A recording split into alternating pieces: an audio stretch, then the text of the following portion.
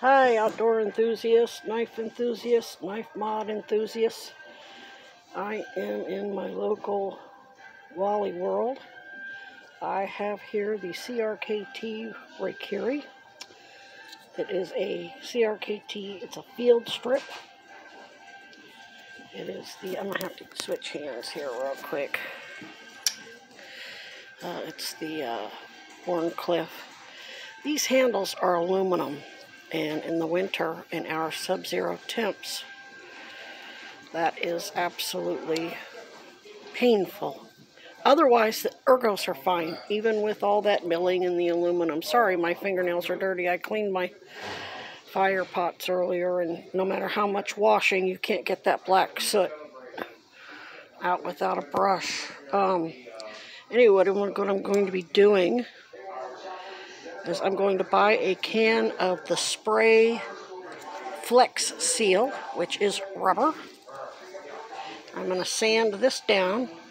I'm going to have to cover all of the, when I take it apart, obviously I'm going to have to cover all of the field strip mechanisms. Like I'm going to have to take it apart, cover the place where that wheel screws on, and on both sides I have to use masking tape to cover that.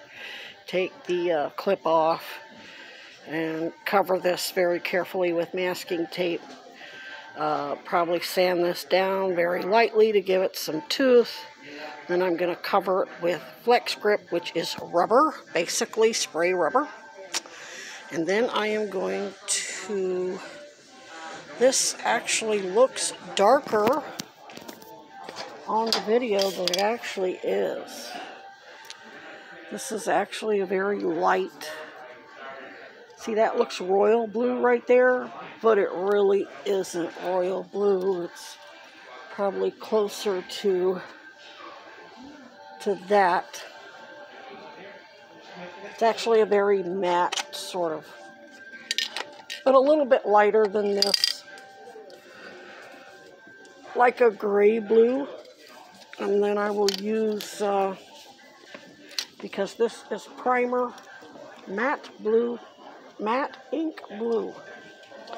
Get it in the light just right to kind of do it justice, but when I look at it with my eyes and then on the camera, it still doesn't match. It looks a lot darker on this video.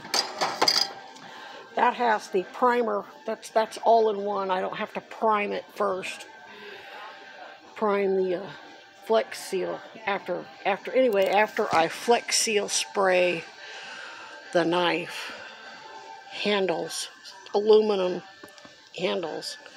I'm going to spray it with that, and then I will use enamel model paint and do a few little highlights inside this milling. I'm thinking I really like the MKM Isonzo by Jesper Wagnes, and they have one in that sort of blue.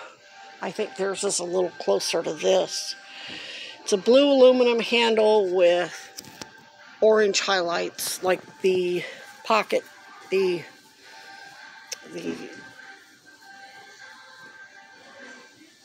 lanyard hole is orange, and the pivot liner is orange on that Isonzo, MKM Isonzo. This obviously doesn't have a liner because it's or pivot, it's the field strip. Technology, there's not much I can do that, and I'm not going to mess with that. That will all be covered with masking tape, so I don't, so nothing gets in there to screw with that function. I only paid $32 for this knife. I love it. It is a workhorse. It's hard to flip because that blade is a chunk.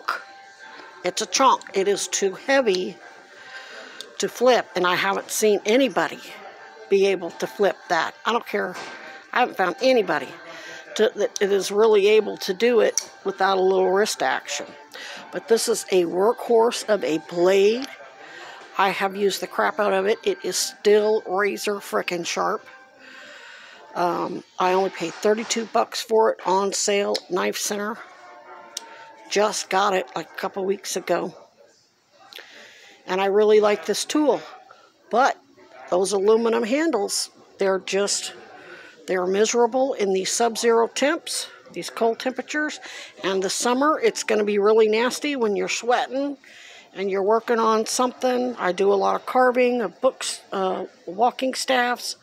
And this knife is just like a chisel in hand with a nice, wonderful, sharp, strong tip that does a lot of good hard work, and I don't have to worry about busting my tips like I do with my CRKT spew, which is good for finer work. But this is good for carving out my handles because I do, you know, inset wraps for either jute twine or paracord or whatever. I have this on for visibility, but I want something that's more high-vis. I lose this in the woods, it's gone, it's a wrap. I'll never find it without a metal detector. But I'm going to do something with it, so stay tuned to see how it turns out.